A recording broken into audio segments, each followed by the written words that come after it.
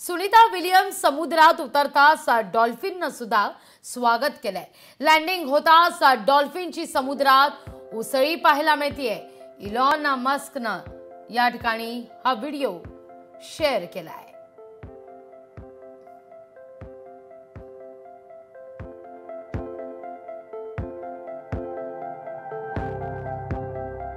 तर निसर्गाकडून सुद्धा या घटनेचं स्वागत करण्यात आलं असं म्हटलं तर काही वावगं ठरणार नाहीये।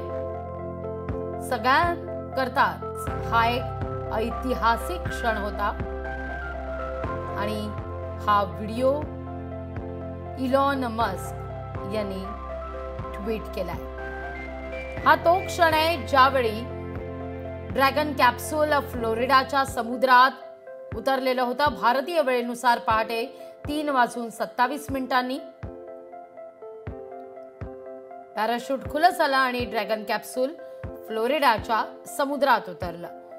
त्यावेळी तिथं असलेल्या डॉल्फिननं देखील उसळी घेत या घटनेचं स्वागत केलंय असं म्हटलं तर काही वावगं ठरणार नाहीये।